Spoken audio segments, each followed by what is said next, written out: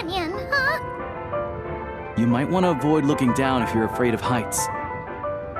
No, it's not that.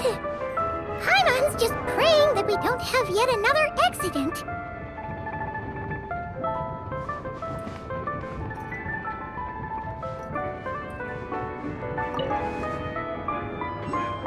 That mountain is breathtaking. Reminds Paimon of Dragonspine. They say this mountain's the domain of a Snegovic lord. A lot of the Snegovic retreated there to live in seclusion, so it's a pretty mysterious place. You hear all kinds of stories. Even the residents of the nearby town of Svietlo-Lidovka steer clear of the summit, and they make a living off of harvesting prime ice.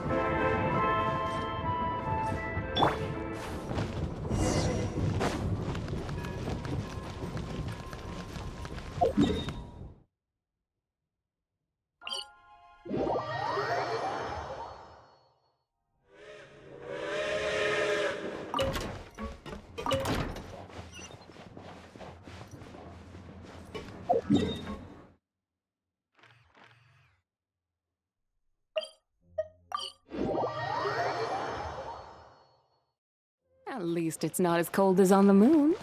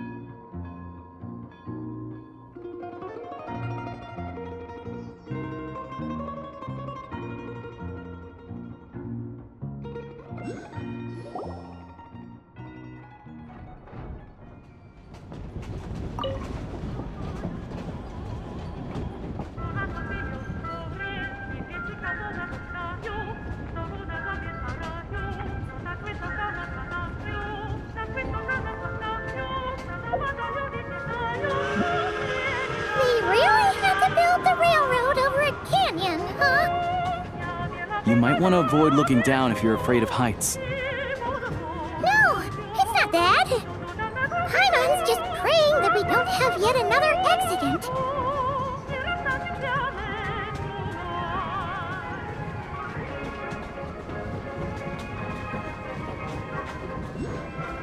That mountain is breathtaking. Reminds Paimon of Dragonspine. They say this mountain's the domain of a Snegovic lord. A lot of the Snegovic retreated there to live in seclusion, so it's a pretty mysterious place. You hear all kinds of stories.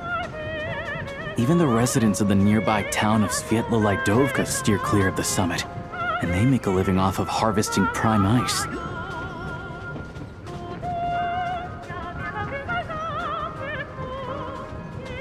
Look, Snezhnagrad's just up ahead.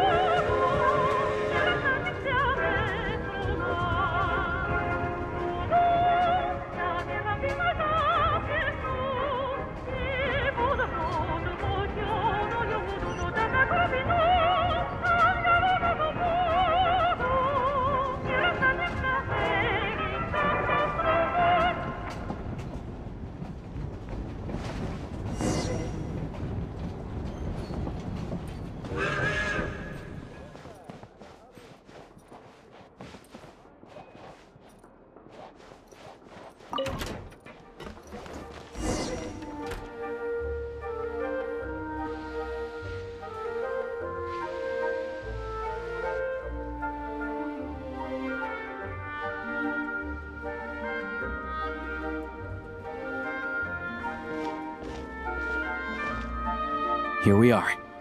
Welcome to Snezhnaya train station, the biggest transport hub in the nation. Wow! It's so majestic! Just flying from one side to the other would probably leave Paimon out of breath!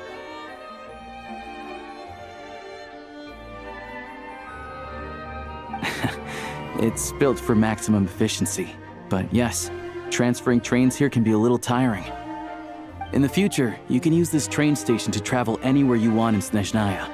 For now, though, come with me. Let's get Paimon checked out. This way. There's a lift car that goes straight to Sapoliarni.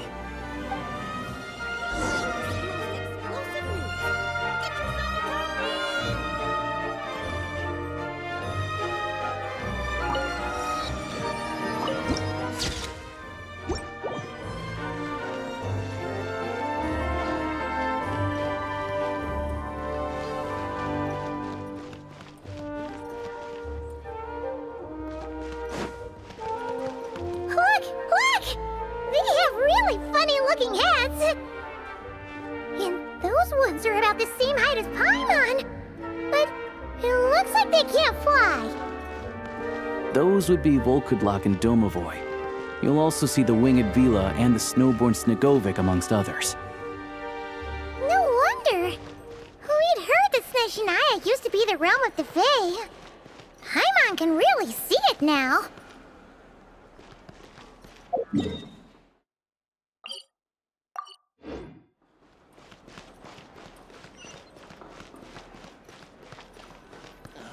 Train delay. You're not wrong about that.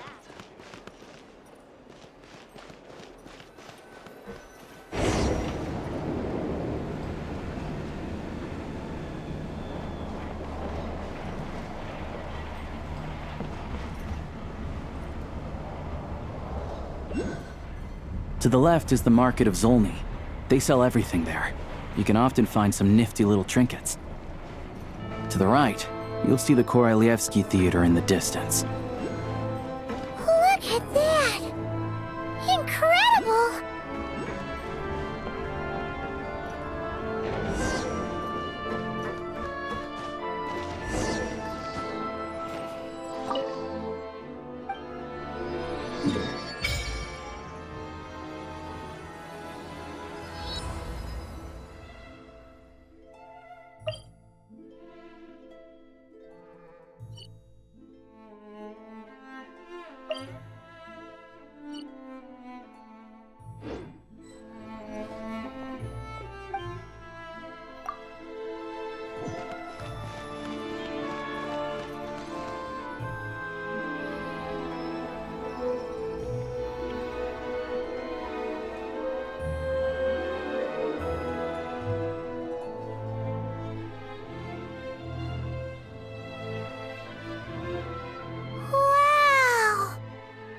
Snezhnaya is stunning! Seeing it with our own eyes makes all the trouble we went through to get here worth it! I found it pretty stunning when I first came here too. But I soon found out that stunningly beautiful means stunningly expensive. The prices here are crazy. I'm just a small-time hunter, so Zolny is where I spend most of my time. This way will take us to Podvorier restaurant. They offer food and lodging there, so you can get settled in while I fetch the doctor. Is that gonna be stunningly... Yeah, I mean, there are places to stay in Zolny, but I highly doubt they'd meet your standards. Most of the stoves are out of crystal, the windows are drafty, and at night, four-legged roommates come out to play, sharpening their claws on the roof beams and floorboards. Yep, no way! Not a chance Paimon's staying anywhere like that. Maybe we can split the cost of the room between us? Paimon... Fine then. It's your treat. Paimon will save her money for buying a nice little cake. Don't worry, you'll get some too. I'm glad to see you've perked up. If you find yourselves in the mood for some sightseeing later, there's a few places around here worth seeing. This way leads to Sapoliarni Palace, which serves as the Tsaritsa's audience chamber and also her personal quarters. The adjacent block is kind of a city in its own right. That's Glupov. the headquarters of the Fatui. Inside, there's a munitions factory known as the Armory Palace, producing a constant supply of all kinds of equipment for the Fatui. A lot of important research happens there, too. And over there is the Snezhnaya Vecha, where all the big shots meet regularly to make policy decisions. These places are best admired from a distance. I'm sure I don't need to explain why. Yeah, they probably have super strict security. We're not looking for trouble right now. The downtown area is near the center of Zapoliarny. That's where you'll find the restaurants, bookstores, and gift shops. Another place of interest is the Northland Bank, which is over this way. Oh, and I'm sure you'll want to make contact with the Adventurers Guild at some point, right? That's right here. Ooh, speaking of adventuring, we use alchemy quite a lot. Do you know where we can find a crafting bench? No one practices alchemy at Snezhnaya, I'm afraid. Apparently there's some historical reason for it. Oh, we'll just have to use the one on the train then. Kinda inconvenient. Wait, how come there's one on the train if that's Snezhnayan too? Yeah, I don't know. Not my area of expertise. Still, I wouldn't say the absence of alchemy makes life here any less convenient. Anyway... Finally, there's Zolny in that direction. It's mostly residential buildings and factories, but there's a few shops too. Worth a look around if you're interested. That's about it. You guys go ahead and get checked in while I track down my doctor friend. Sounds good. Thanks for all the recommendations. It'll be good to get out of the cold wind. Paimon's starting to feel another headache coming on. Podvorye restaurant is right this way.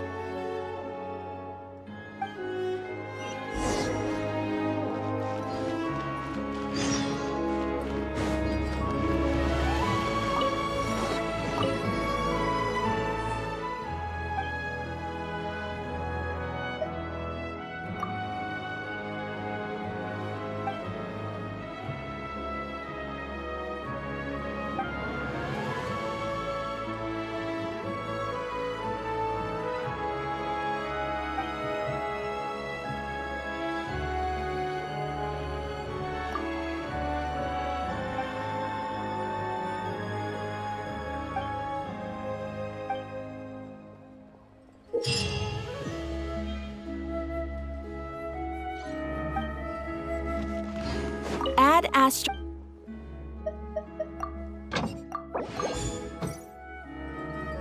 Add Astro.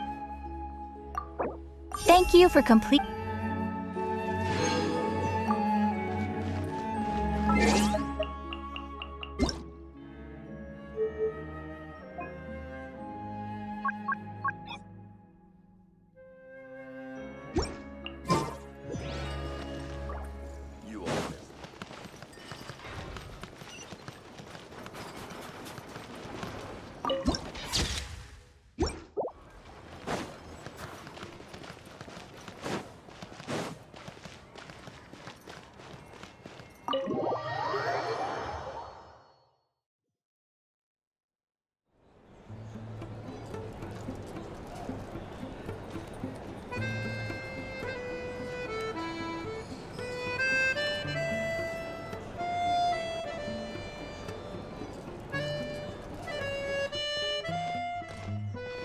Looks like you get what you pay for, huh?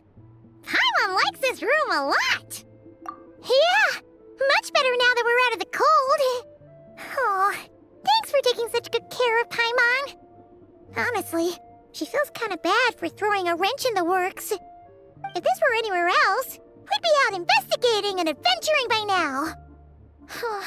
But instead, we're stuck here. You're right. No need to push ourselves too hard for no reason. A lot happened on our way into the city. Let's review what we've learned so far and try to figure out what to do next. Obviously, the million more question is, what is this Aritza planning? Everything else leads back to that. Sure was. And so far, we've learned that in addition to the 7 Gnosis, her plan also requires a ton of energy. But we won't get to see her anytime soon. Alosha said that you went east to fight that big monster. It must be a pretty powerful one if it can blanket the whole of Snezhnaya in a snowstorm this awful. To be honest, what we're really lacking right now is information. The kind of information that only the higher-ups in the government would know, not word-on-the-street type of info. Paimon can't think of a few people who might be able to help us. Right. And when we left Nogcry, Sandrone specifically left a message reminding us which side we're on. So, it's unlikely they'd tell us anything confidential about the Tsaritsas' grand plan. Yeah, fair point. Besides, that Gloop-off place is right nearby. We've got nothing to lose, so it'll be a waste not to go. There's gotta be someone there willing to talk to us, right? Maybe Arlecchino or Sandrone? Or possibly Tartaglia. But it's unlikely we could sweet-talk Arlecchino, let alone Sandrone. She basically told us to stay in our lane already. Yeah, the last time was all the way back in Fontaine, right? Too bad we missed him in Nogcry. Apparently, he came to help out. Hello. Is there a traveler in Paimon in there? That's Alosha! Come in!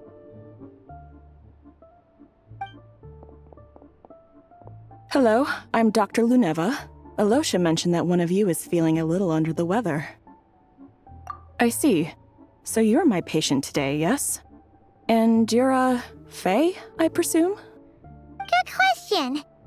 Paimon's not too sure either, but she's definitely not the same kind of Fae as the ones we saw at the train station. Is that gonna be an issue? Not exactly. It's just, I'm used to treating human patients. Fae tend to be far more resilient than even the healthiest and most long-lived of humans. But don't worry, I do have some experience treating Fae. I've even diagnosed plenty of cats and dogs in my time. Safe to say, I have a fairly eclectic range of expertise. It'll be fine. Paimon's basically the same as a human, right? We're no different when it comes down to it, are we? More like you don't eat enough. The more talking you do, the more you need to eat. Now, please take a seat.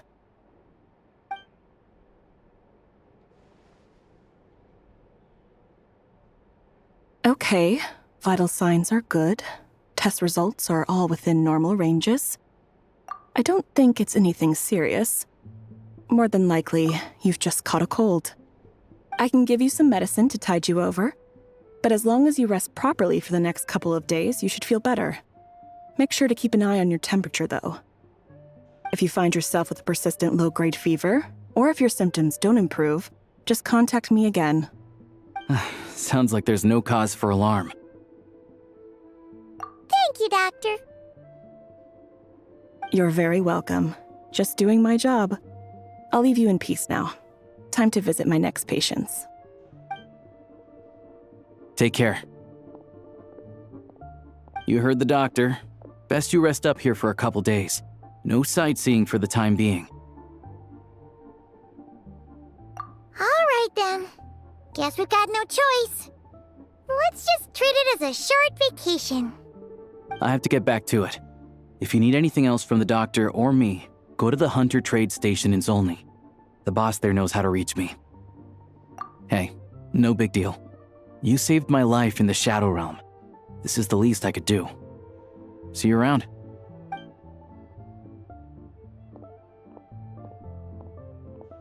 All right, time to find Child and see what he can tell me.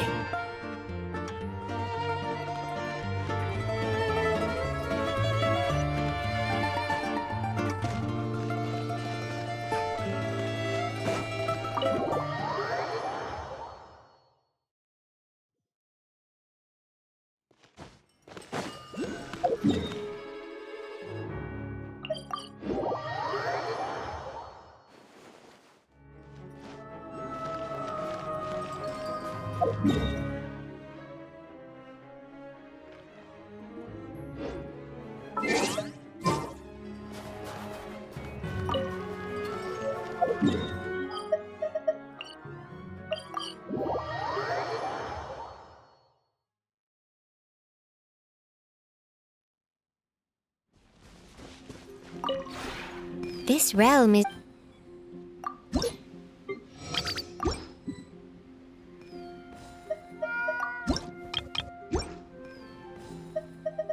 If you ever...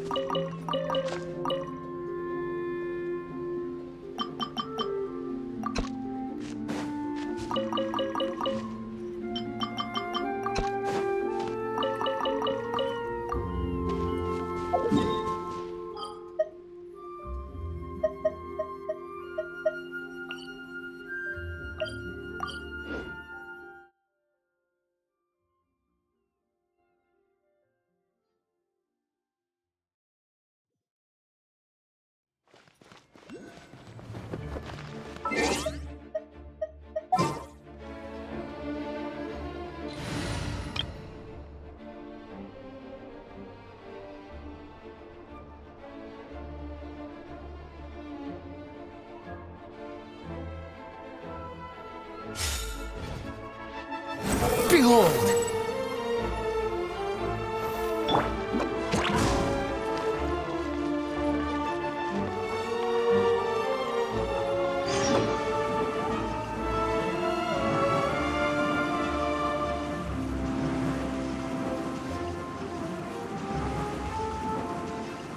I'm out of here!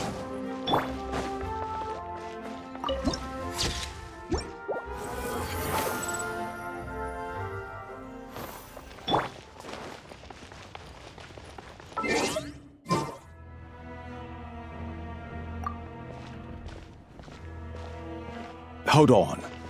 Please display your invitation letter or permit. Glupov does not accept meeting requests without a prior appointment.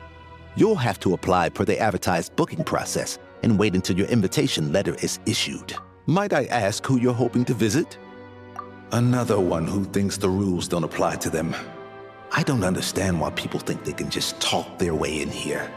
You don't just show... But I have to go through the motions for protocol's sake. Honestly, it's such a waste of time asking when I already know what the answer's gonna... Wait a moment. I'll pass on your message. If Child is unavailable... Lord Child is a busy man. He's probably not in Glupov at the present. If I were you, I'd cut your losses. No point waiting any longer. Even if you two are old friends as you claim, please understand that the Fatui Harbingers are often busy with their official duties. They tend not to stay in Glupov for extended periods. Next time, stick to the rules. You'll make life easier for both of us, Greetings, Lady Marionette. I'll take care of our guest here. It's his first time in Snezhnaya, so it's no surprise that he doesn't know the rules yet. I trust no choice words have been exchanged. No misunderstandings I should be aware of. No, Lady Marionette. No incidents to report. Whew, that was a close call. Good thing I played it cool. Is that right? Good to know. Wait, where's Paimon? Under the weather? That's hard to imagine. She's always buzzing with energy. I take it she's still adapting to the climate. Happens to a lot of people.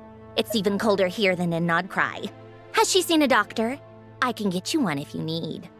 All right then. Well, let me know if you run into any other problems. Why else? I was just about to sit down for some much-needed tea time when I heard that an old friend of Tartaglia's had shown up outside. No appointment, nothing. And, as obnoxious as it may be to show up uninvited at Glupov, I couldn't help but take pity on the poor soul who was waiting outside in vain. So I had no choice but to abandon my freshly brewed piping hot tea and come to see this mystery guest for myself. Well, I felt our time working together in Nodcry warranted some courtesy. I couldn't exactly let you freeze to death out here in the wind. Unfortunately, I can't invite you inside either. The rules of Glupov wouldn't allow it, and as a harbinger, I have to lead by example. On the plus side, Snezhnograd actually has some class. unlike Nasha Town. Torchlight Books has a very nice selection of teas and cakes, so we can catch up there.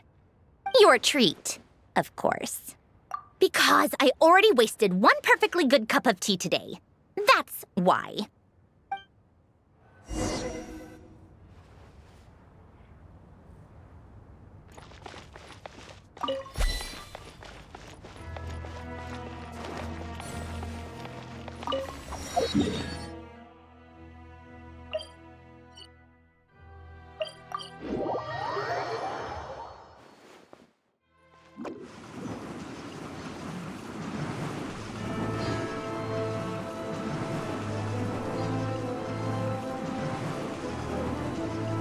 Can't catch me! The wind rises.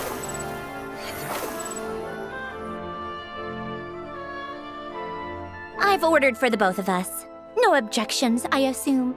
I'm sure you trust my taste. Okay, let's get down to business. I'm guessing you don't actually have any urgent business with Tartaglia, per se. You just want information, right? Wanna take a guess?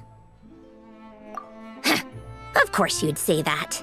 You shouldn't underestimate Counselor Tartaglia, you know. That's right. I'm sure you've heard of the Snezhnaya Vetcha by now. Well, he's busy preparing some paperwork for their next meeting. They'll be discussing yet another extension to Project Stuzha. It's basically all anyone cares about in the Vetcha these days. Yeah, he's more of the shoot first, ask questions later sort, isn't he? It all started with a very detailed letter that Capitano left for the jester, Piero, before leaving for Natlan. In that letter, he detailed the future arrangements for his subordinates. All of his key people were reassigned to Tartaglia. I guess he'd already prepared to leave us for good all the way back then. But Piero didn't reveal the contents of the letter until the events in Natlan had concluded. That was his reaction, too. Why me? With a bewildered look on his face. He'd always assumed Capitano looked down on him. He was a man who kept his thoughts to himself and barely spoke to him the whole time they'd known each other. But he occasionally brought Tartaglia along to my tea parties back in the day. So to the rest of us, it was clear that Capitano had quite a lot of respect for his young comrade. By the rest of us, I mean my tea party regulars. Arlecchino, Rosaline, and... actually, not Columbina. She was probably oblivious to it. Anyway, then the Liues situation happened. Normally, it took a lot to get under Capitano's skin, but that time he was furious. It's not really my place to talk about it, though. You can ask Tartaglia about it sometime. Basically, Tartaglia probably had the wrong idea about Capitano all along. Right up until Piero revealed the letter he'd left behind.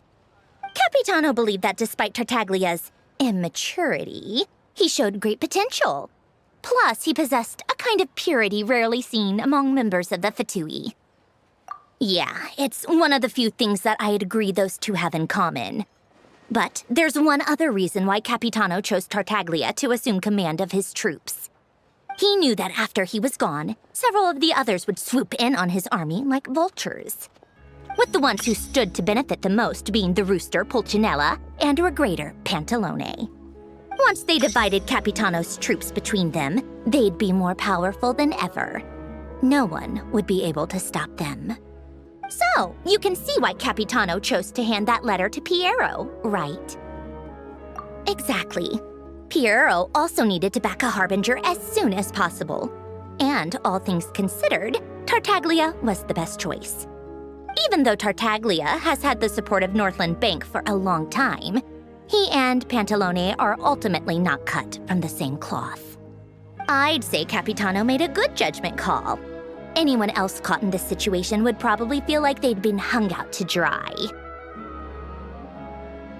His best course of action will be to distance himself from any shady business, while still maintaining friendly relations with Pantalone, but seeking Pulcinella's support at the same time.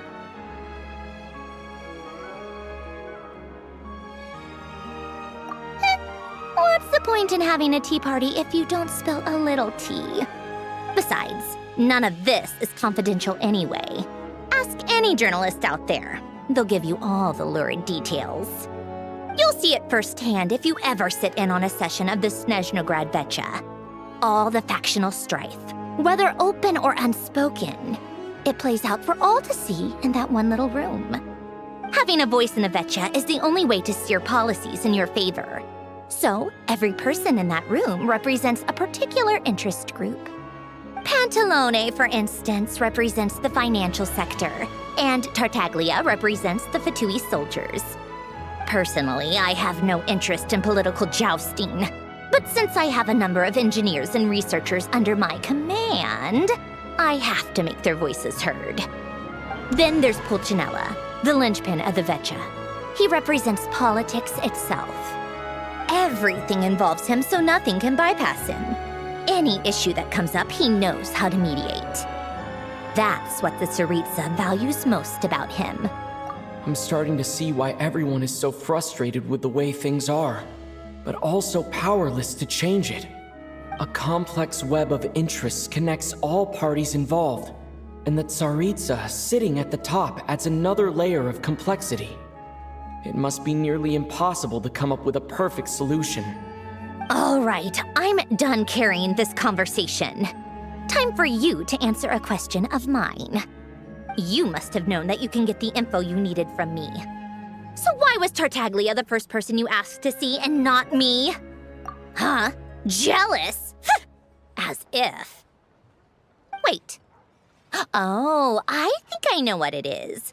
Columbina passed on my message to you before you left Notcry, right?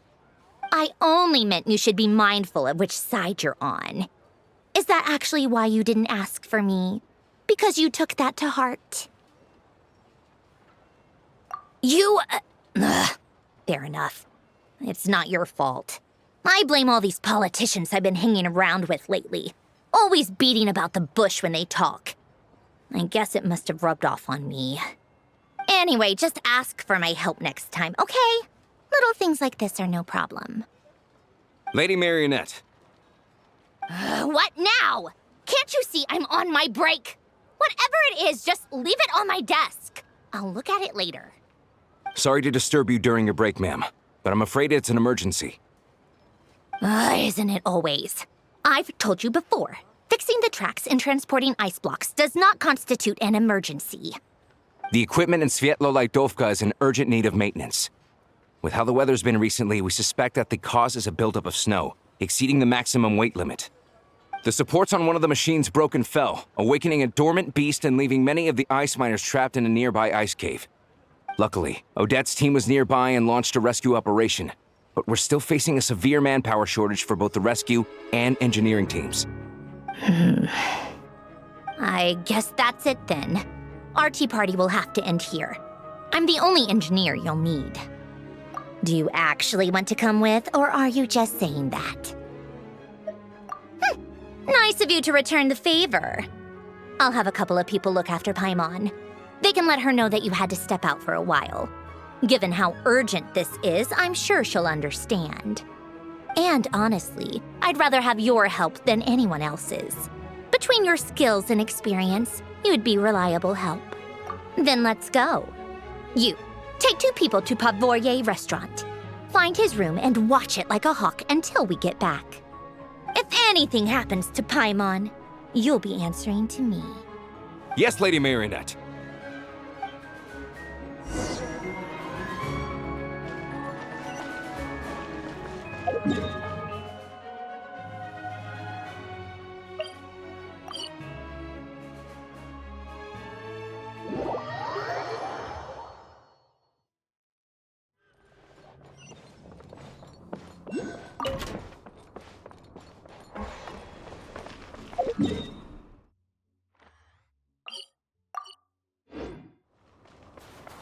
Squall Fury!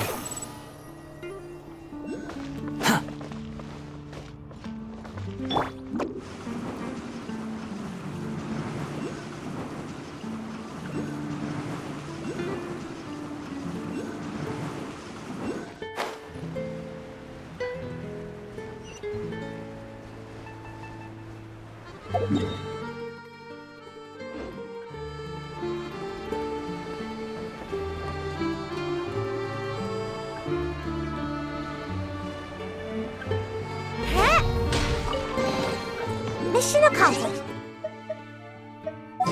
Can I go back and sleep?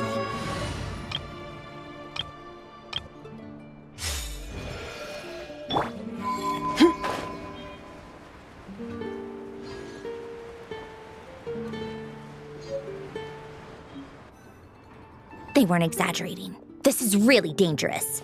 It's a good thing only one of them broke. From what I've been told, most of the trapped miners are over in that direction. Yeah, you do that while I check the rest of the equipment. I'll evacuate the people around here as I go. Meet me back here as soon as you're done.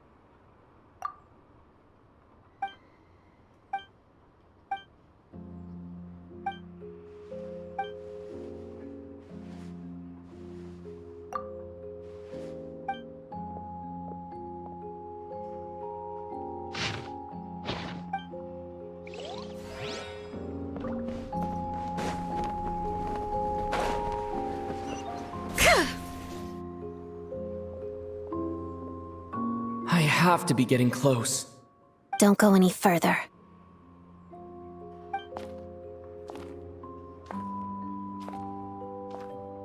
It's too dangerous here. There's a highly aggressive monster on the prowl. You need to leave. Ah, I see. You're the backup from Snezhnaya. Well, I'm Odette. Good to meet you.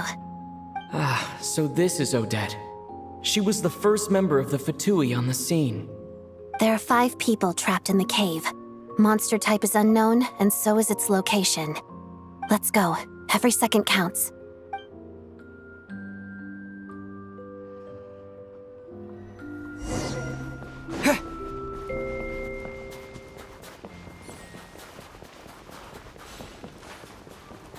Careful. Something's moving.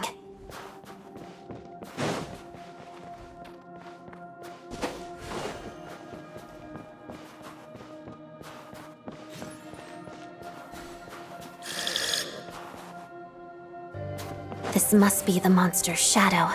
Looks like a tough opponent. Shadow me.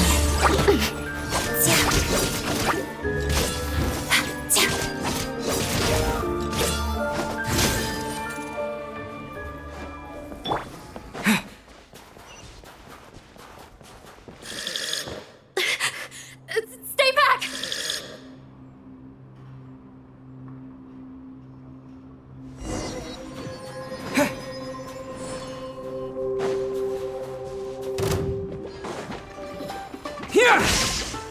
Let's begin.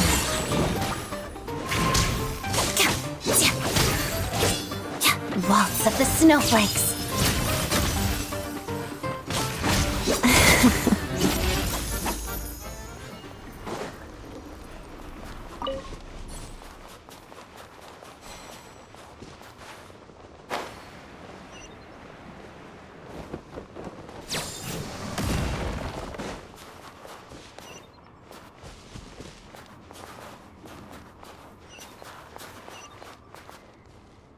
I see them. They're right behind the monster. The monster seems very agitated. It could attack at any moment. Let's make the first move. Halloween Thunder! Together. Pirouette.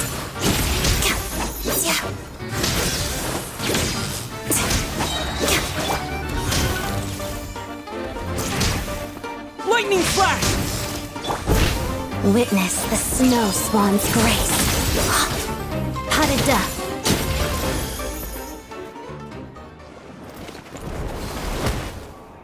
Thank you for saving us. We'd have been monster fodder otherwise. Thank you. Thank you.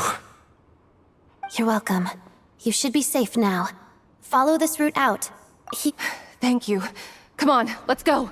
This way.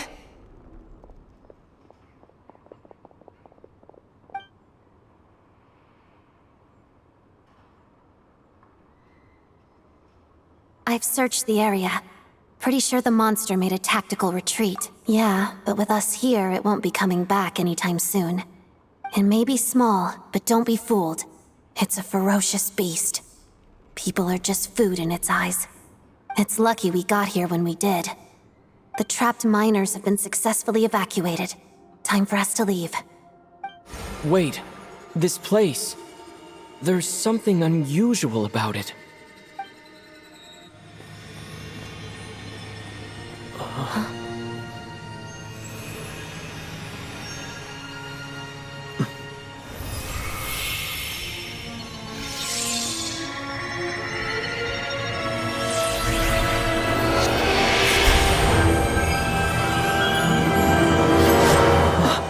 What is that? I don't know. It's back? Guess it has family.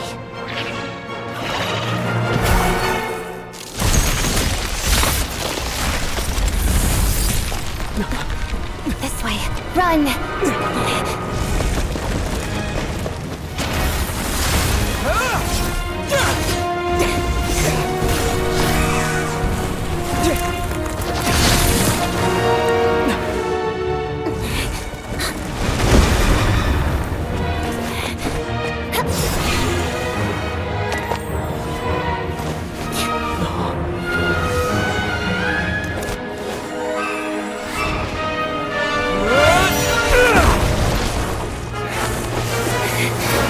Thanks. Let's get out of here.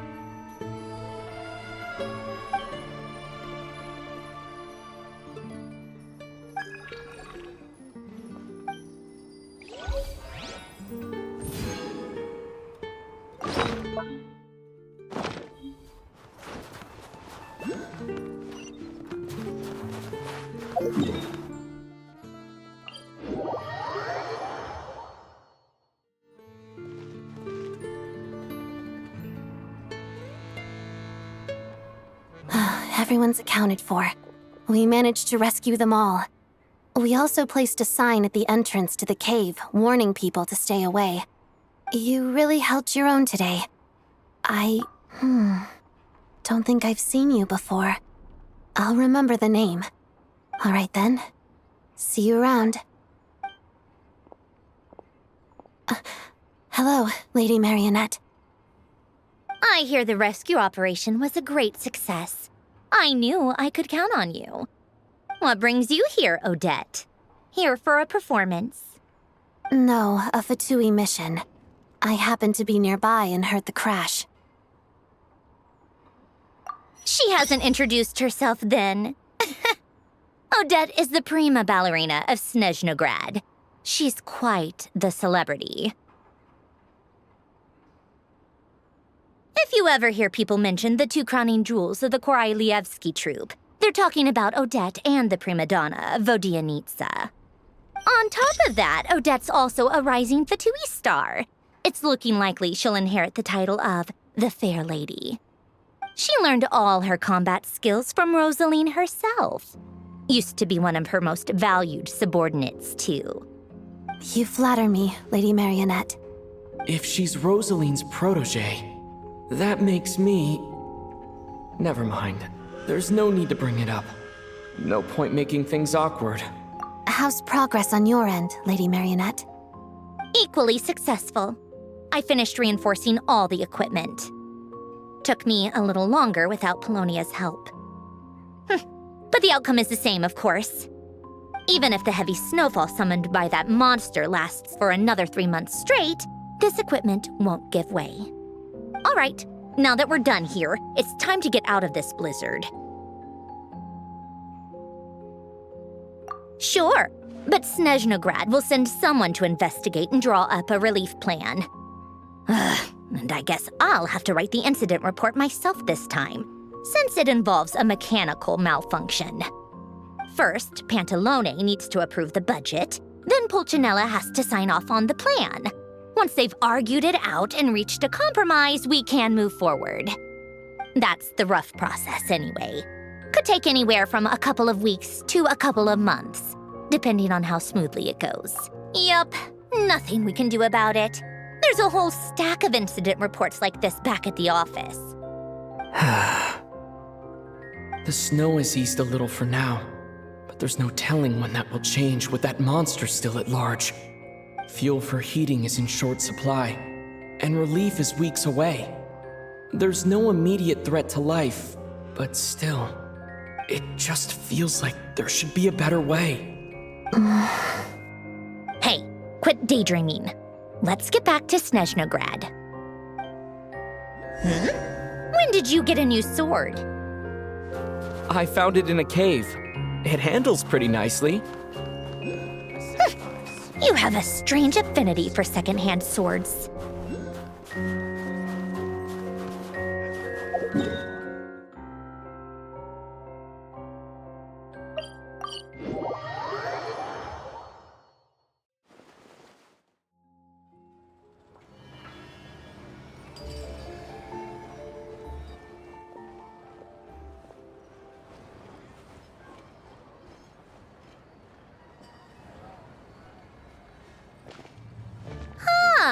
Well, if it isn't Counselor Tartaglia, Mr. Big Shot himself.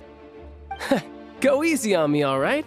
I'm still recovering from the interrogation the real Big Shots put me through. Hey, comrade, it's been too long. I heard you came looking for me earlier. Nicest surprise I've had in a while. Good to see you too, Odette. I'm guessing you guys just got back from Sviatlo-Laidovka. How'd it go? Crisis averted? It went fine. How about you? Any new developments? Not really. Same as ever. Growing opposition to Project Stuzha, and the usual rebuttals are starting to ring hollow.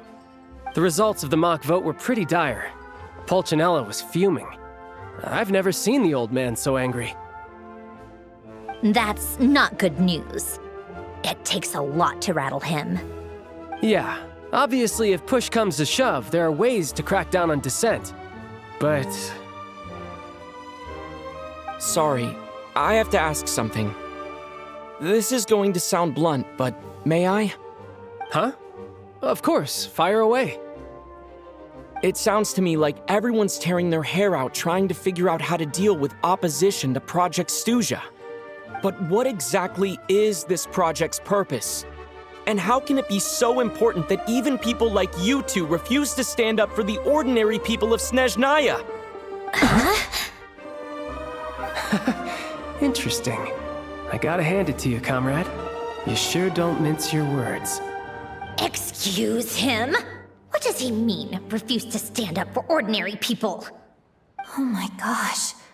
How does he dare speak to the Harbingers like that? Are you interrogating us now?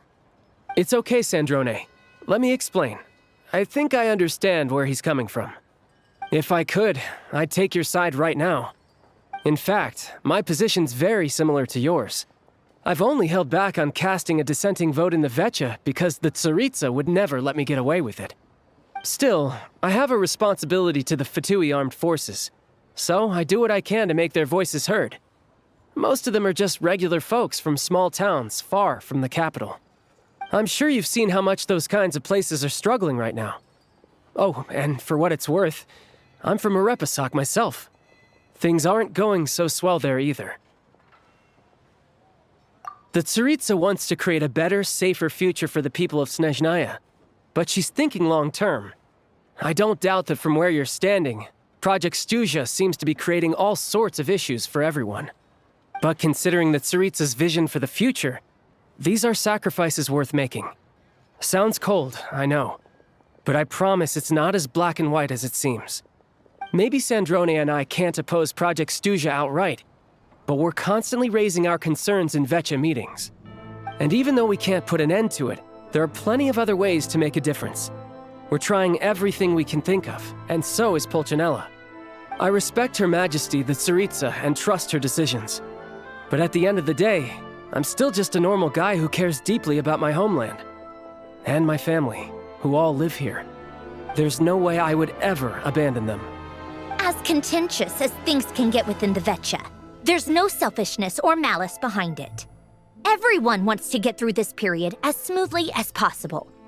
The issue is that there's no way of pleasing everyone under the present circumstances.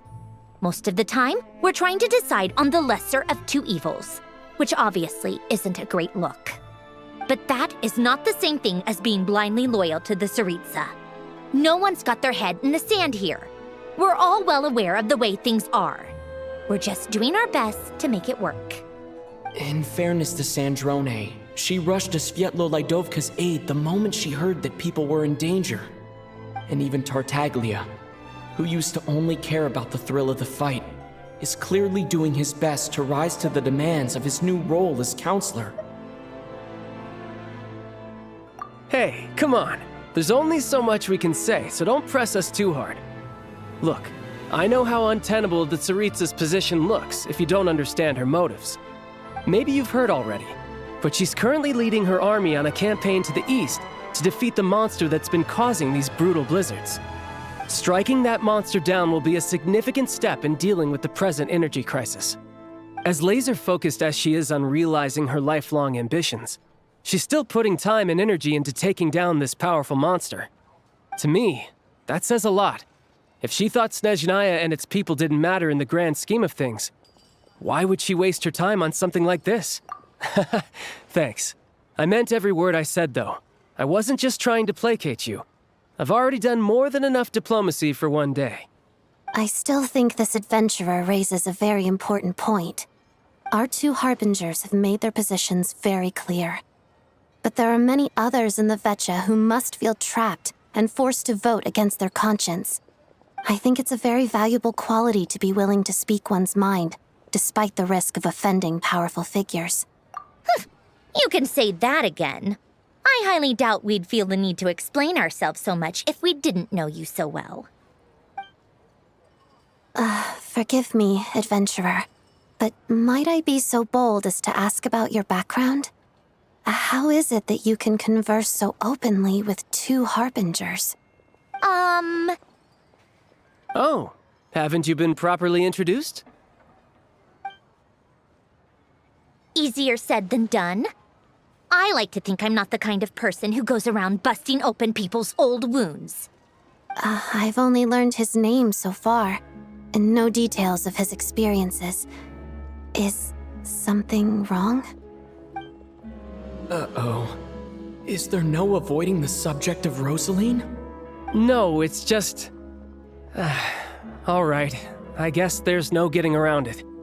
This is the world-renowned traveler, who helped resolve the storm terror threat in Mondstadt, cleaned up after the mess I made in Liyue, and then went to Inazuma, where there was a duel before the throne, in which the traveler defeated Rosaline. Oh. I'm sorry. I didn't think you two would be seeing much of each other, so I figured it wasn't worth bringing up. It's fine. It was a long time ago. It's fine. Sorry, I just remembered that we have a rehearsal coming up. Please excuse me. I should get going.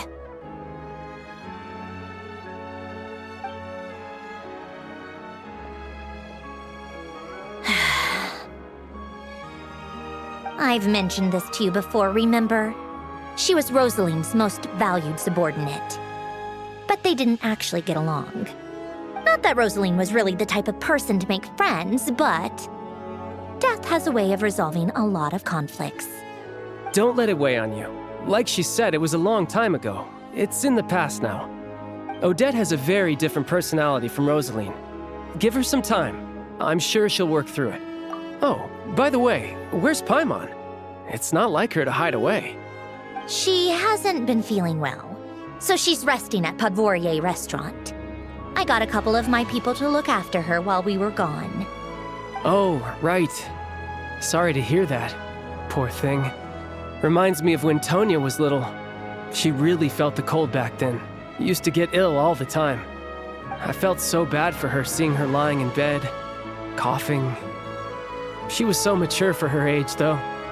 Whenever someone came to visit her, she'd greet them with a smile and would never complain. I'm sure Paimon's a good kid, too. You're a little short on manpower, right? Let me have a couple of my people take over for yours. I'll send my most capable and reliable. They'll make sure Paimon can recover in peace. Well, that would be great. Your people are more qualified. Hey, don't mention it. I'm sure you have things to do. Hopefully this takes a load off your mind. So no more accusing me of not being on your side, all right? Already?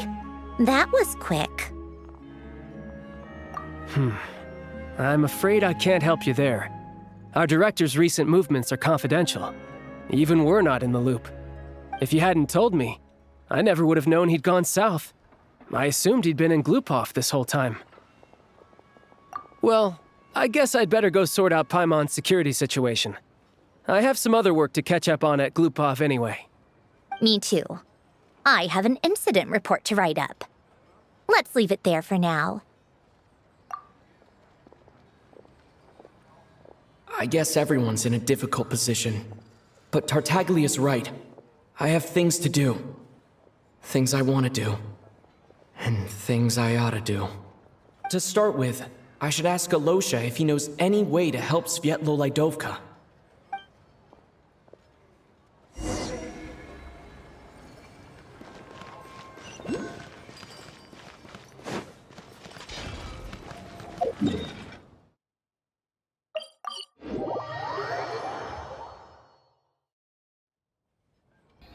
How strange.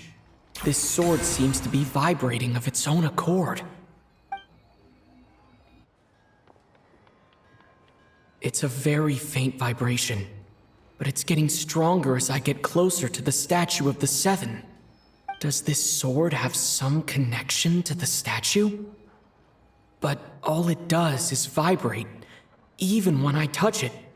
That place I got this sword from was definitely out of the ordinary. Maybe I should try channeling the power of cryo.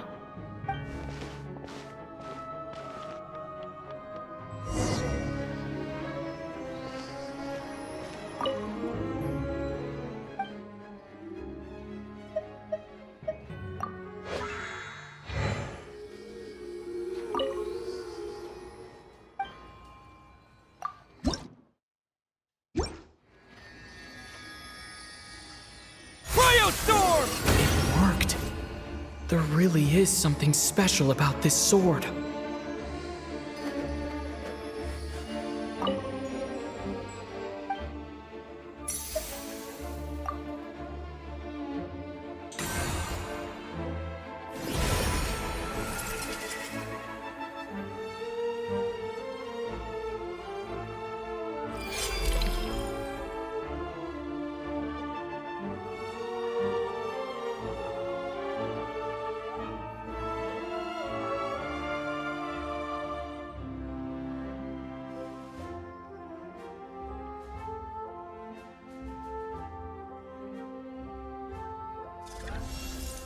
I don't really understand what just happened, but I'm pretty sure this sword just got a little more powerful.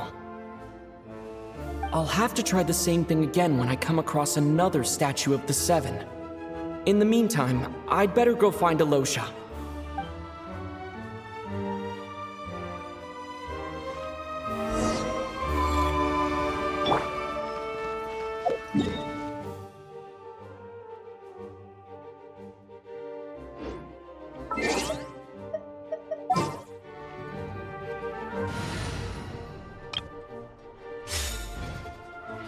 Quit following me.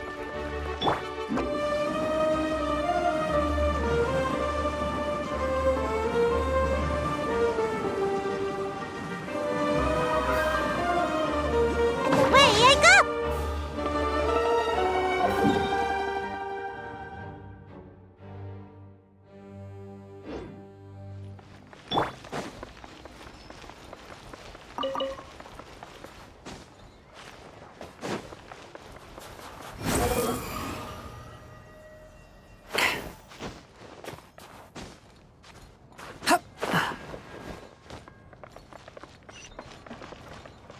Behold!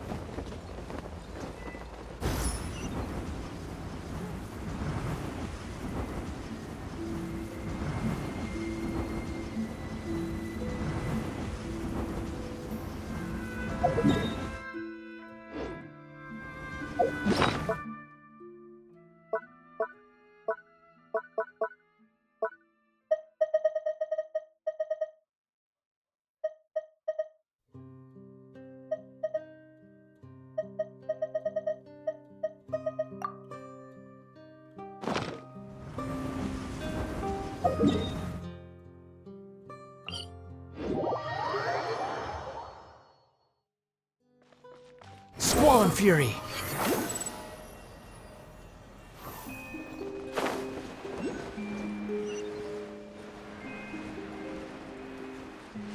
The wind rises.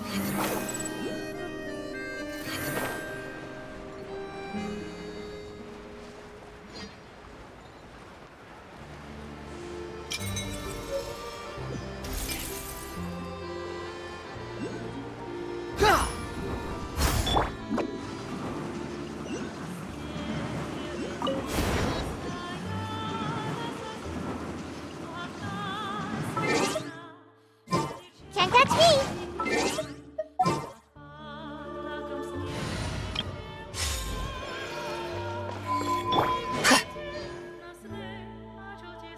Hello there. How can I help? Ah, sure thing. Give me a second. I'll go fetch them for you.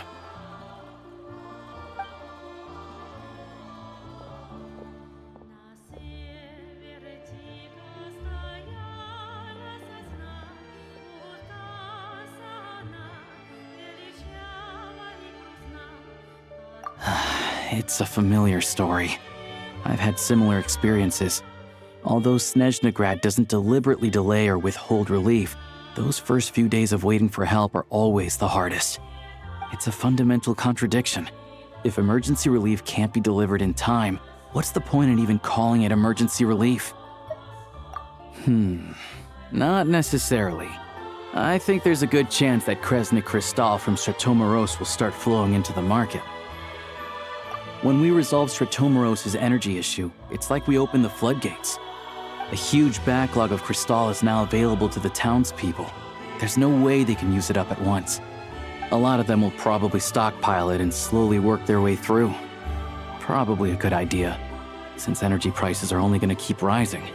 But there will always be people who urgently need Mora. Exactly.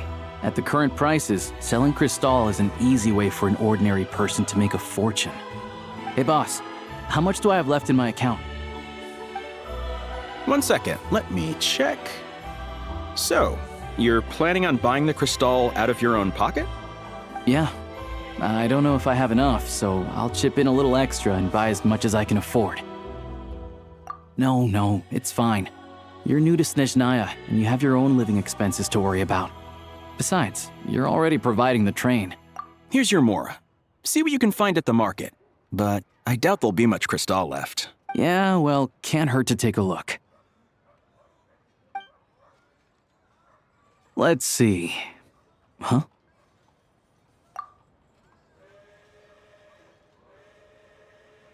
Oh, Alosha, and... Hello? I didn't realize you two knew each other. Yeah, I take on some odd jobs in the city to supplement my hunting income. Sometimes I work as a cleaner or prop hand at the theater where Odette is one of the big stars, so I've met her a few times. When the weather's as bad as this, it's better for a hunter to adapt than to keep looking for game. Yes, and we sometimes need extra help.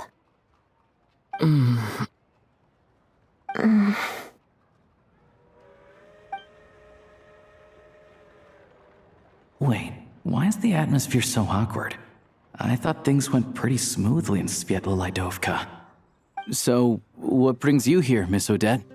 Looking for some new props? No.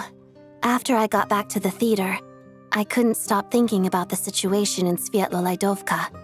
It bothered me so much I couldn't focus on my dancing. So I decided I'd come here and see if there's anything I can do.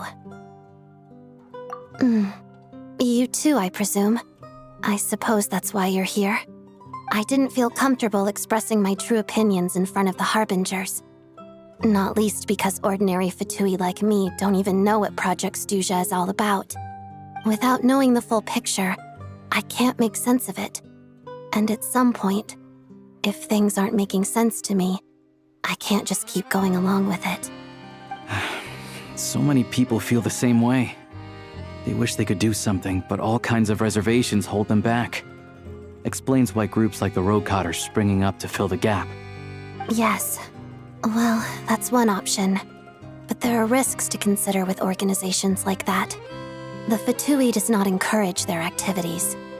Right, because things can get out of hand, and it's hard to hold the right people accountable when they do.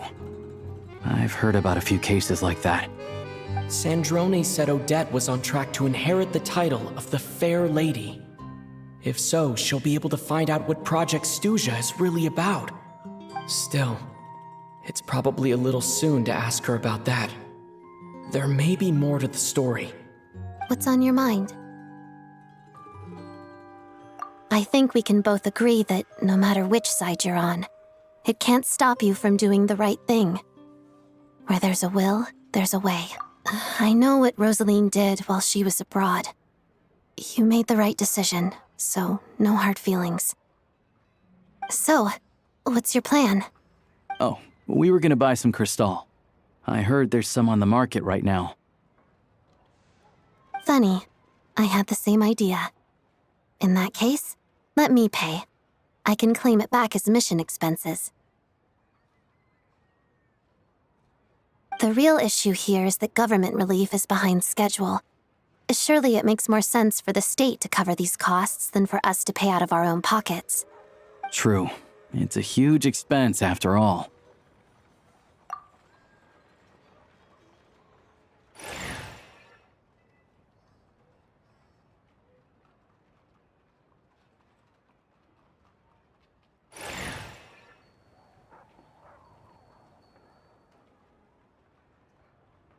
Let me see. I'll take it all, please. And I'll be needing a receipt. Right. Choose mission budget under the expense category, but be sure to specify emergency rescue operation in the description. Otherwise, the normal reimbursement limit will apply. Let's book this train. Regulations say that if we need to transport Kresnik Crystal during Project Stuzha, extra carriages can be added 1 hour before departure.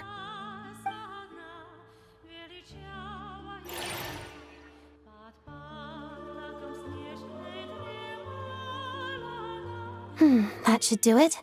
The train will be escorted to its destination by Fatui guards. This is my first time seeing you handle Fatui affairs, Miss Odette. It seems you're as skilled an officer as you are a dancer. You flatter me. It's only because I've been doing both my whole life.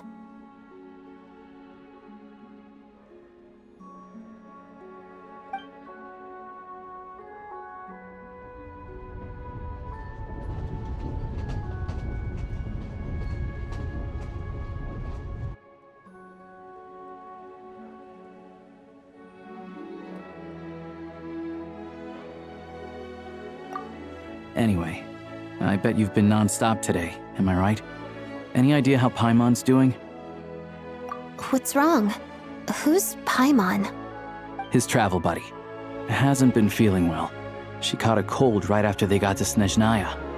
Sounds like she's important to you. I can't believe you've been dealing with this on top of everything you've been doing to help the people of Snezhnaya. I've got nothing going on right now, so I'll join you. I want to see how she's doing. May I come too? I have some candy that someone gave me back in Svietlolaidovka. Plus, I know a little bit about relieving cold symptoms. All right then, let's go.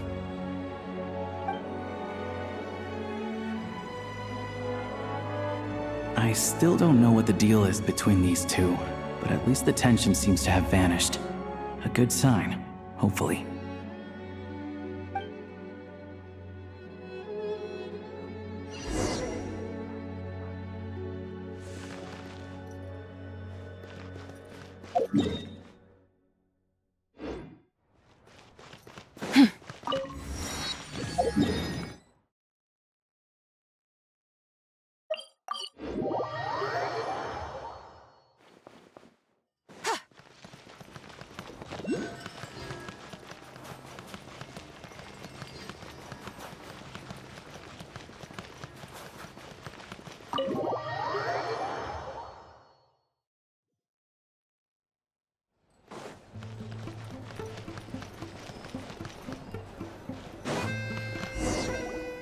Hello.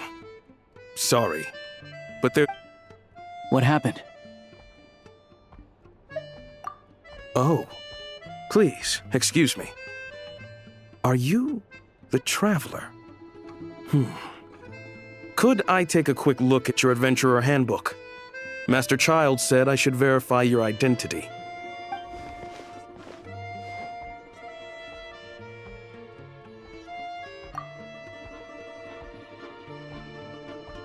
Ah, it's really you. Sorry for the inconvenience. We're under strict orders from Master Child to keep this room well guarded. At the same time, we can't interfere with Podvoye Restaurant's business. That would only seem all the more suspicious and draw unwanted attention to this room. Besides myself, a few of my colleagues are stationed in and around the restaurant, in plain clothes, of course.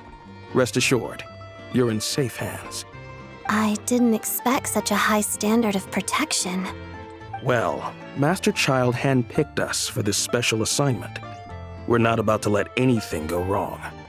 Anyway, I won't keep you any longer. Please, head inside.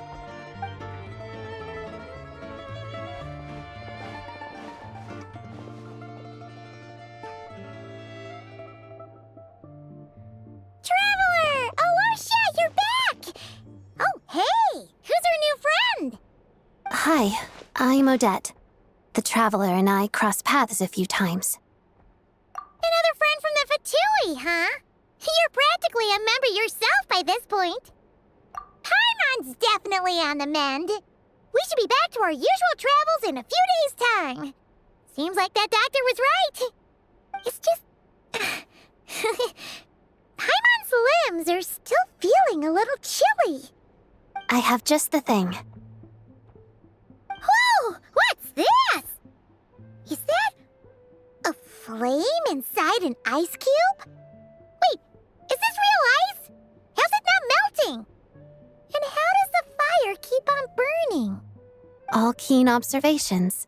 You're right. This is called core ignis. Whenever I've caught a cold in the past, I found I recover much more quickly if I place this by my bed. You're welcome to borrow it. Awesome! Wow! It's so nice and warm! Oh, it's like magic. Your name was Odette, right? How did you two meet again? Looks like she's in pretty good spirits. That's a relief. Any progress with your investigation yet? No surprises there, I'm sure. They're not likely to let anything slip. The Rokad, huh? Let me think. Members of the Rokot keep their true identities hidden, but I think there might be someone I can introduce you to. Leave it with me. Meet me at the Korolyevsky troop tomorrow, and I'll tell you how it goes. Would anyone like a drink? I'm gonna head to the bar. Paimon will have...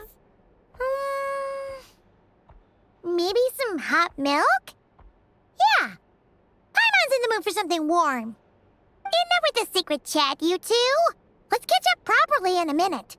Paimon wants to know everything that's happened today. It'll be kind of like tabletop troop. No reason why listening to a story can't be an adventure.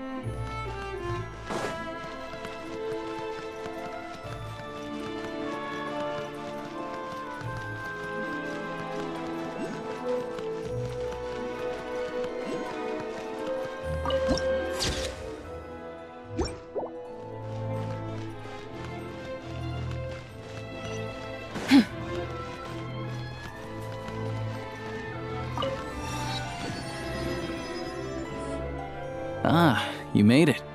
I've got some tickets, and I managed to set something up with the Rokot. It'll have to wait until after the show, though. Happy to stay and watch? I doubt you've seen the Korolyevsky troupe on stage before. Pleasure. Here, this is the way in.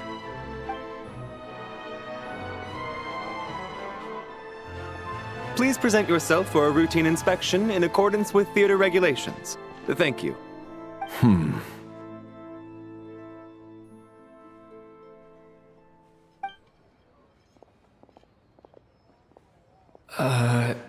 Is that guy with the Fatui? Looks... Okay, all done. Thank you for your cooperation. Please proceed through to the theater.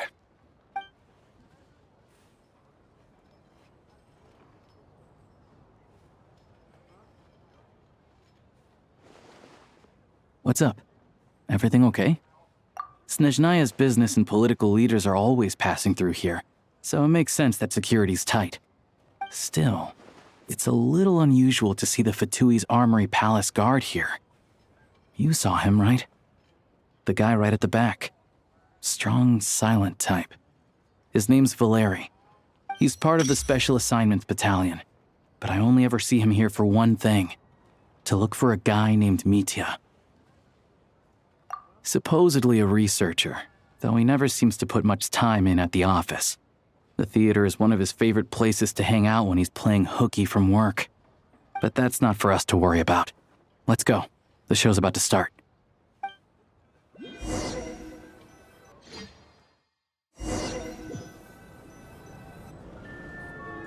What do you think? Pretty impressive, huh?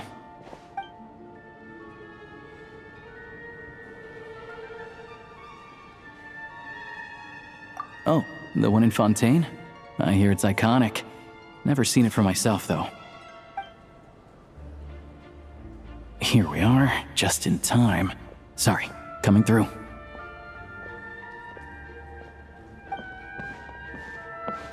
Ugh. If you're gonna show up late, keep your mouth shut. What's his problem? Whatever. No point arguing with people like that. Look, there she is. That's who I'm introducing you to later. She's the lead singer of the troupe, Vodyanitsa.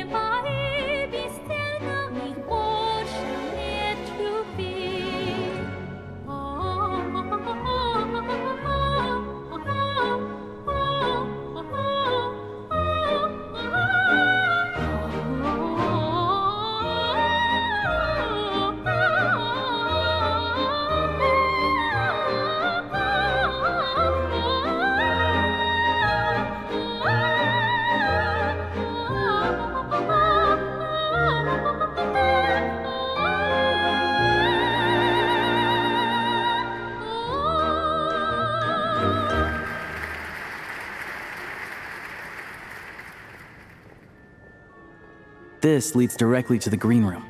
They're expecting us. Vodyanitsa will be waiting for us there.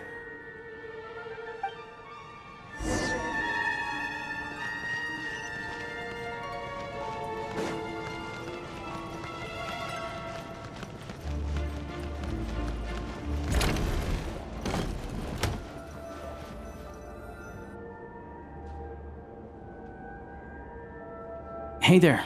Excuse me. Can you believe it? I am so mad right now.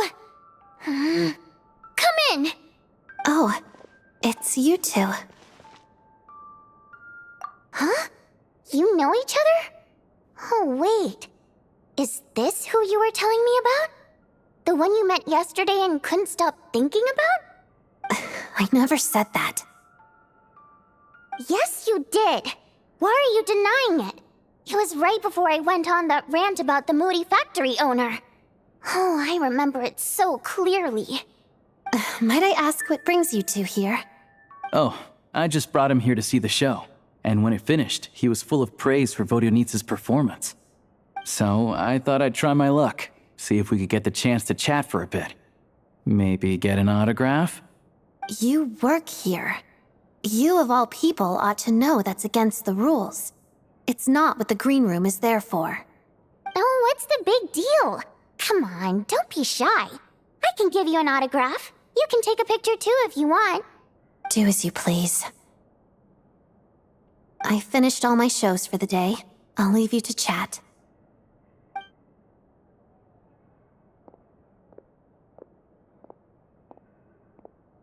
I wasn't making that stuff up, you know.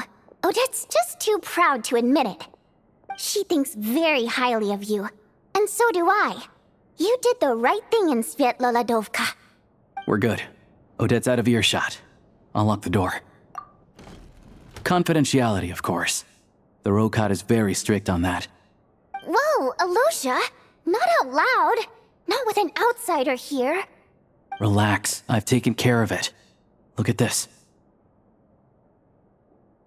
The President's reply sent this morning. Wait, so he's been approved to join? You told me last night that you wanted to get intel from the Rokot. Unfortunately, Rokot intel is only available to members. But ever since you set foot in Snezhnaya, we've been working together. I've seen the way you work, your character, and your motives. Everything about you is perfectly in alignment with what we're trying to achieve in the Rokot. So I figured I might as well cut to the chase. I wrote a letter to the President explaining your situation, including just the right amount of detail. His approval came very quickly. Of course, it's still your decision whether you want to join or not. We'll respect your choice. Well, assuming Odette was telling the truth and she didn't misjudge you, I guess we don't need to worry about you blowing our cover. Still, you gave me a real fright. I didn't know that's why you came looking for me. So, that stuff you said about admiring my performance. Now you're talking. That's what I like to hear. Anyway, let me give you a quick rundown of how things work. Like I said, the Rokot is a covert organization, and we hide our identities. Members typically don't meet in person or even know each other's identities. This helps us maintain a high level of independence and secrecy. Because of this, members are basically free to decide their methods without constraints, so long as the outcome of any activity doesn't violate the organization's principles. After all, we don't have any ostensible contact with each other. This way, if anything goes wrong, no one else will be implicated. Beyond the freedom to choose how you operate, it's also your choice whether to act at all. We have plenty of members who have yet to take any action. In short, joining the Rokot in and of itself won't place any restrictions on your activity in Snezhnaya. There's a code of conduct you can read if it interests you. But basically, as long as you don't plan on using your anonymity to go around doing evil, you'll be fine. I tried reading it 5 or 6 times. Never made it all the way through. Even the most lackluster script makes for more interesting reading. Great. Then I'll go grab an official application form.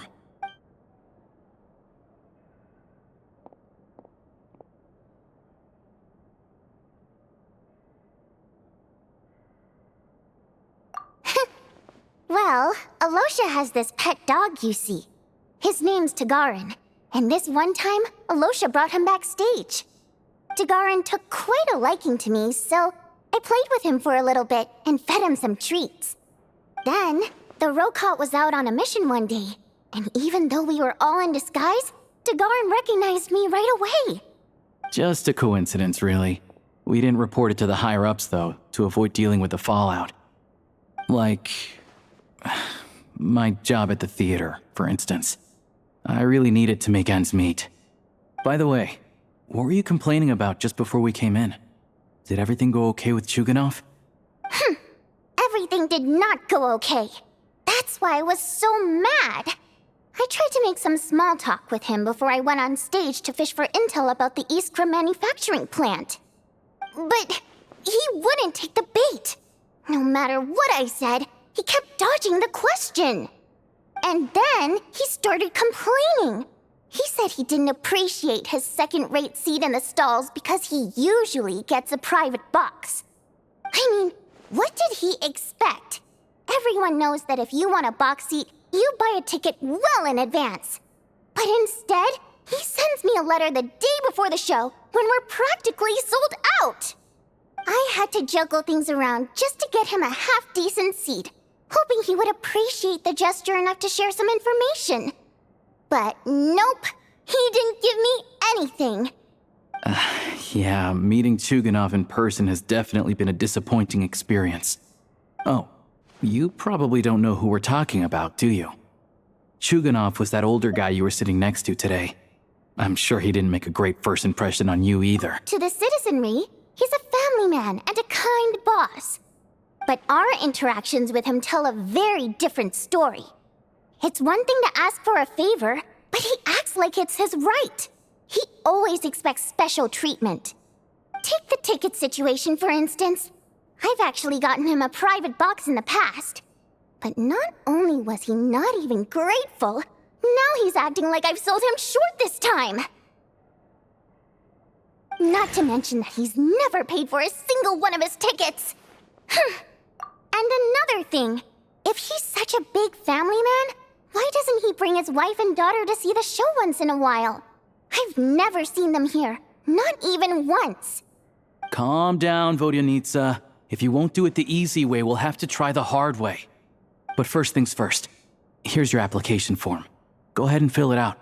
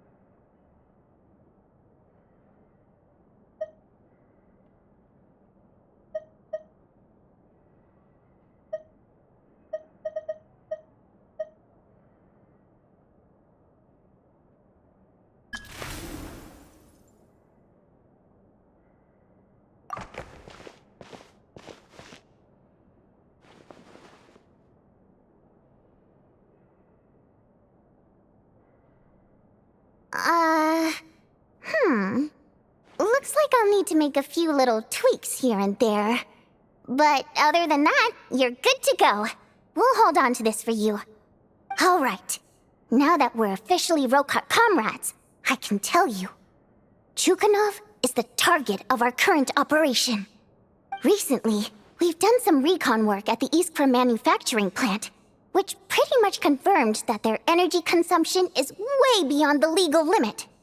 All we need now is some direct evidence to present to the Vetcha, so we can demand that they shut the plant down.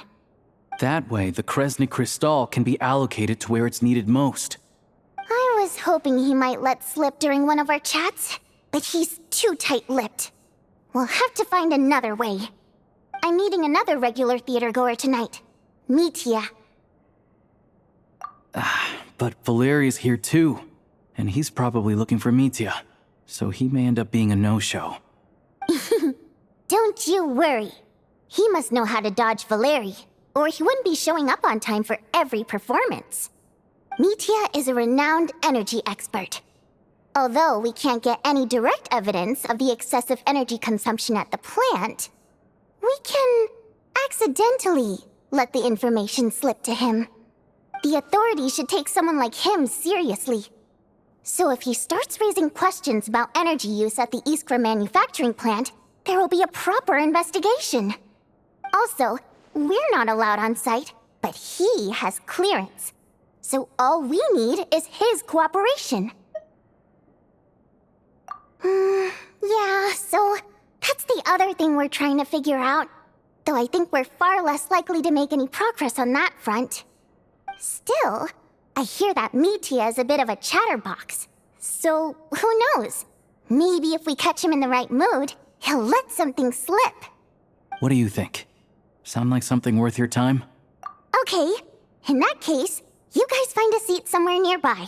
Pretend you're a couple of buddies there to eat, and keep your ears peeled for useful information. He's a huge fan, so I doubt he'll have his guard up around me. But you two need to be convincing. If he suspects anything at all, he might stop talking. Sure. Don't worry. We'll make a believable pair of buddies. Perfect! You've sold me already. Now, help me tidy this room up a bit before we head out. Okay. What needs tidying? Everything!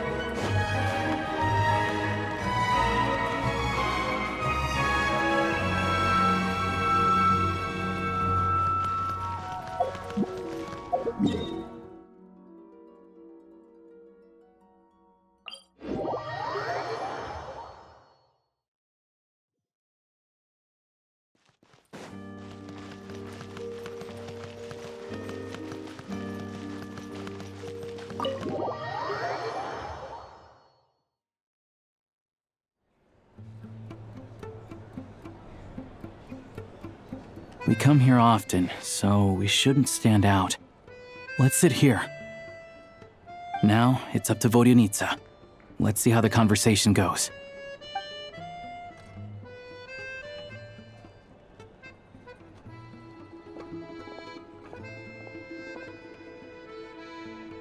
Mr. Mitya! Over here!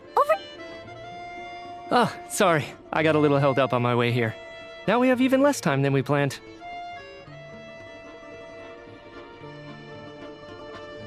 Go ahead and order some snacks and drinks. Whatever you like.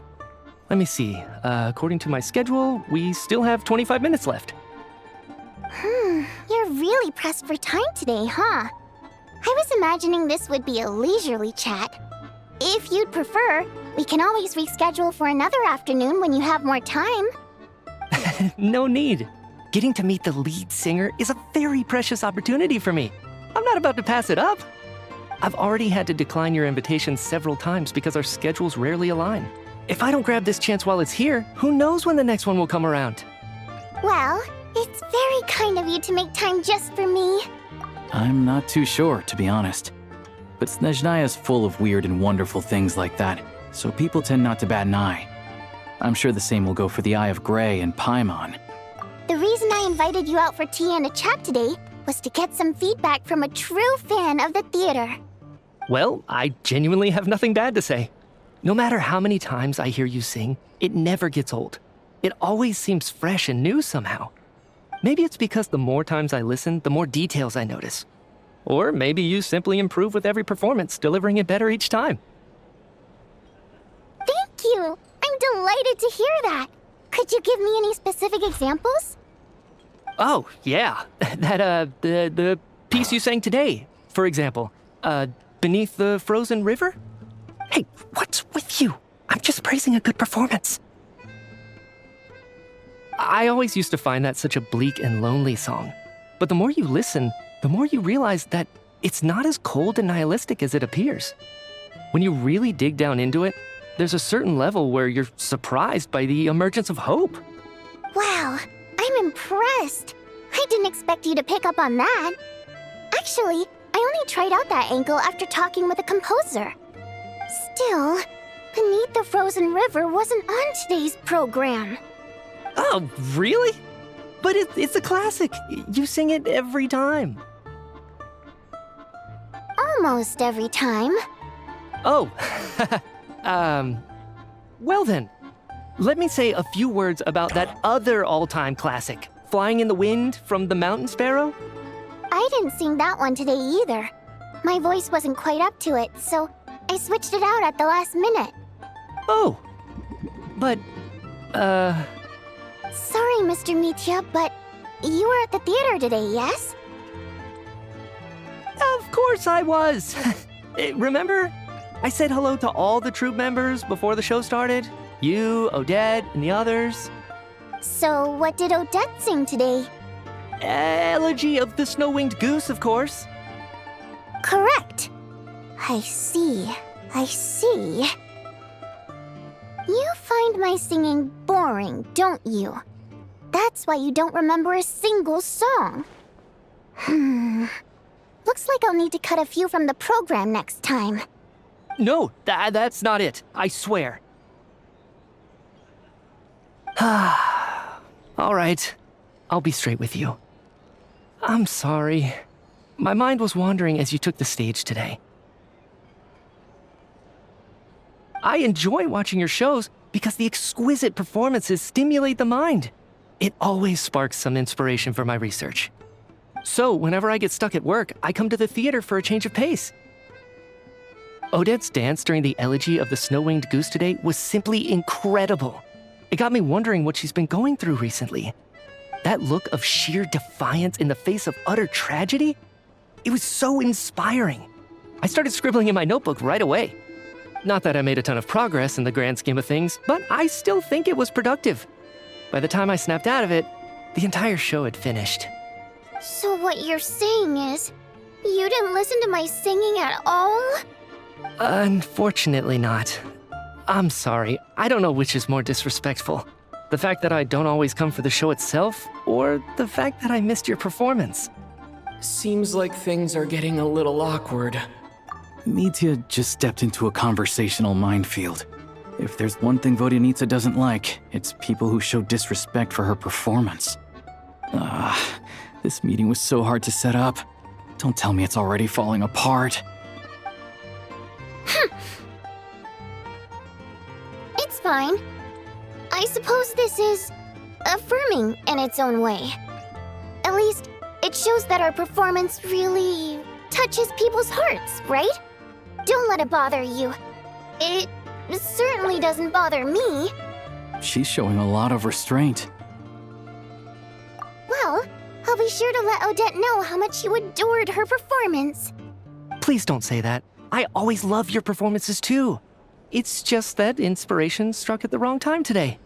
I'm usually all ears. I know, I can tell. That's why I value your opinion. I'm sure some people can't stand it when others praise their coworkers right to their face. But not me. No, sir. Fair enough. I still feel kinda bad, though. But you know what I really can't stand? People who only show up to the theater to pretend that they're cultured. Makes me sick to my stomach. Oh, yeah, 100%. There are too many of those people around. By the time they're walking out the door, they've forgotten all about the show. What's wrong? You look furious. I don't know if you've heard about the boss of the Iskra manufacturing plant. He isn't even a theater investor, but he always demands the same privileges as actual investors. Box tickets only, premium drinks, even the right to request specific songs. Well played, Vodyanitsa. Seems like she's harnessing her rage to steer the conversation back on track. Now that you mention it, I've interacted with that guy before. I gotta say, everyone holds him up as an example of a benevolent businessman, but I don't know. I don't see it. Yeah, he couldn't care less about what's happening on stage. He's just there to flaunt his social status. I hate that I have to prepare programs for guys like that. What's the big deal with that factory he runs anyway? I asked around a bit and heard some pretty shocking stories. Sounds like he's just another greedy capitalist. Oh, really? Yep, the things people are saying are pretty damning. Low wages, insanely long working hours, equipment running around the clock. And as if that's not bad enough, he also strictly forbids his employees from giving any kind of interview. Project Stuzha has now been extended so many times, we're at the point where crystal rations for the common folk are barely enough to survive on. Yet he even wants to get his greedy hands on them just to boost his own profits. If the rumors are true, he's in serious violation of the law. Interesting. So you've heard about it too? What? So it's really true? Who knows? I've only heard the same rumors you have. But there's no smoke without fire. The Rooster's been coming down on us hard lately, demanding that we track and trace every single batch of Crystal. My coworkers in the Department of Energy have been tearing their hair out over it. The Rooster? I didn't realize he cared that much. Yeah. Even though there are no restrictions on Crystal trading, the poor will wind up freezing to death if we let the rich buy as much as they want. That's clearly unfair. Looks like we'll need to arrange an investigation into the Iskra manufacturing plant as soon as possible.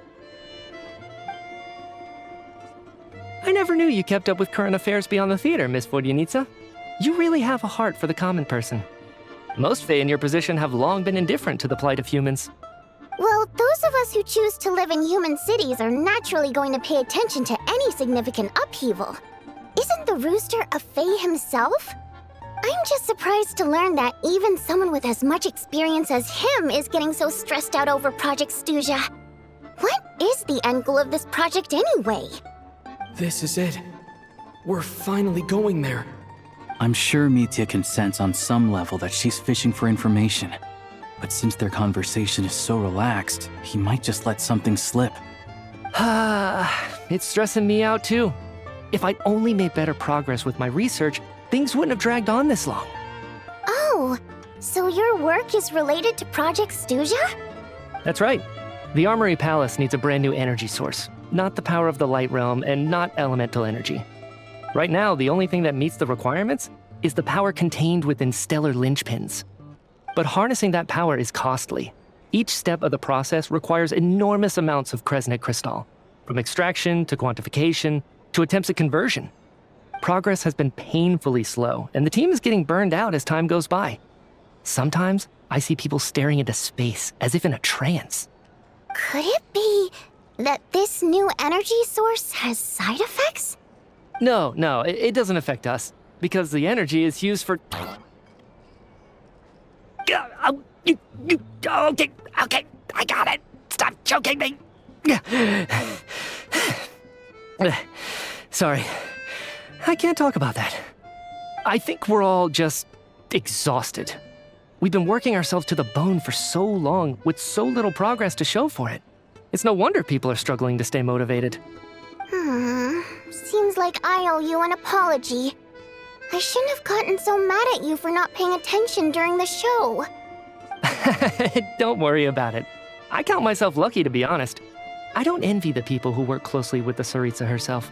I'd much rather be in my current position. At least I don't have to shoulder any major responsibilities.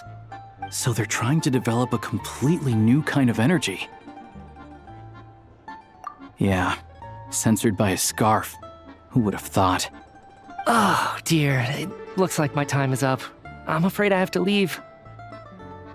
I'm so sorry. We ended up barely talking about the theater. That's okay. It was a pleasure chatting with you, really. Let's make up for it next time.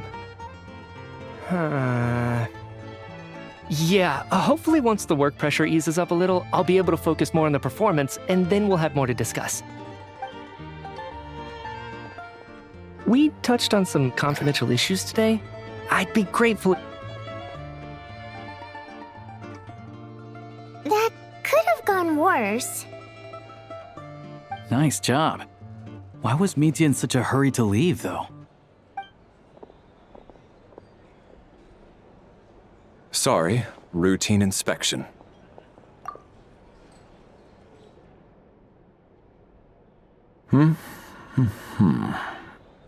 Okay, let's go. So he wasn't rushing to get back to work. He must have calculated that Valeri would find him here in exactly 25 minutes. That's frighteningly accurate. One of the main duties of the Special Assignments Battalion is to ensure that important figures stick to their schedules. All right, time for us to get going too. Excuse me, check please. We'll settle our check too, then. Oh, hello there. Mr. Mitya paid the check before leaving. He also asked me to pass on a message. He said it was an honor to share his tea break with Miss Vodyanitsa and her two friends. Wait. So he knew we were here all along? This raises a lot of questions. Did he deliberately mention the new energy source so that we'd overhear it? Maybe his work isn't confidential after all. Maybe the key here is the purpose of this new energy. I guess that's the next thing to look into.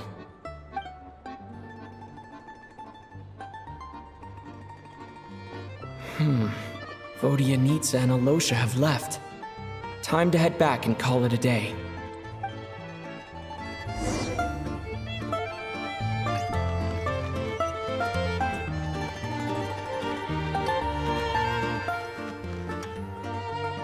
You're back! Here pretty early today. Paimon was just gonna mention that. After she woke up today, Paimon felt like her temperature was completely back to normal. But her strength still hasn't returned. Still, there's some good news. Paimon thinks she might have figured out the source of the problem. It's like there's some kind of mysterious power affecting Paimon. Paimon's never felt this way before during any of her travels. She only started feeling this way since we arrived in Snezhnaya. That's right. The Armory Palace needs a brand new energy source. Could that have something to do with this? What is it? You're making that face again. You know, the one you get whenever you have a light bulb moment?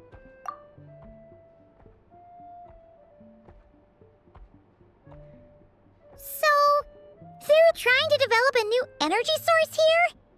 And you think that might be why Paimon's feeling unwell?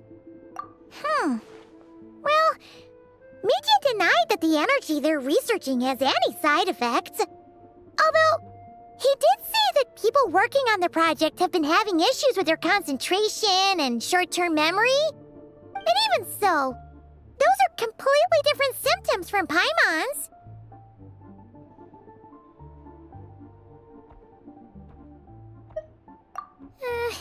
It's pretty faint, so it's kind of hard to tell. But if anything, it seems like it's coming from roughly the same direction as the Armory Palace. Sure, Paimon's with you there. But how, though? The Rokat only has a limited amount of intel.